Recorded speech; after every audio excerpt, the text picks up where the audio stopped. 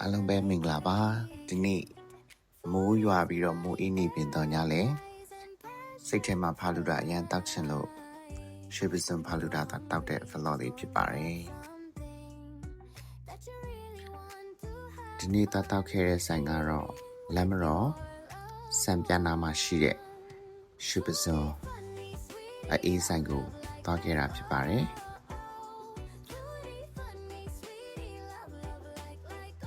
ဆိုင်ကိုတော့ရောက်ပါပြီ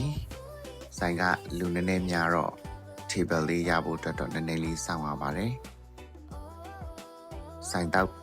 မှာထိုင်တောက်တဲ့သူတွေလည်းများတဲ့အတွက်ကြောင့် table လေးကိုတော့အနေငယ်စောင့်ဆိုင်ရတဲ့အချိန်လေးတွေတော့ရှိပါတယ်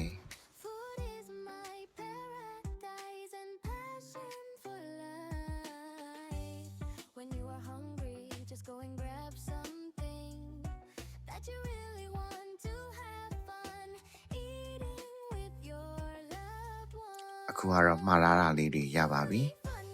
ဒီကိုလာလို့ရှိရင်တော့ဘာပဲဖြစ်ဖြစ်ဖာလူတာပဲတောက်ပါတယ်ဖာလူတာလေးကတော့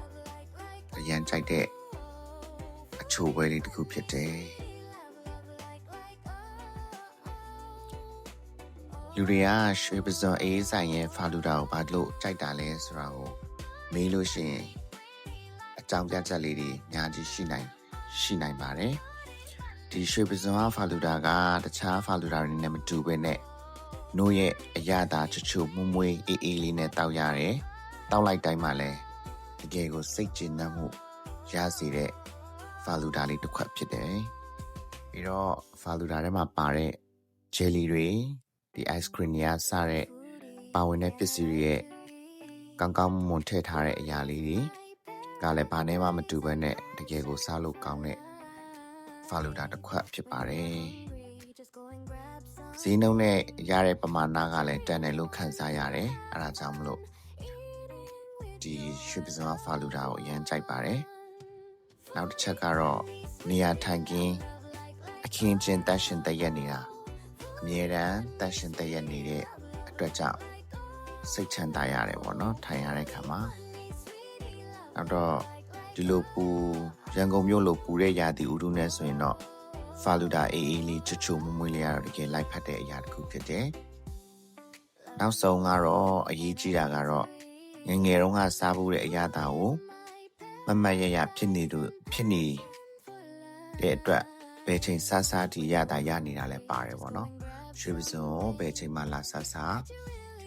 ဒီဖာလူတာရဲ့အရာတာမပြောင်းလဲပဲနဲ့အမြဲတမ်းဒီရတာပဲရနေတာအတွက်ကြောင့်ဖာလူတာကိုအမြဲတမ်းစားဖြစ်ခြင်းဖြစ်ပါတယ်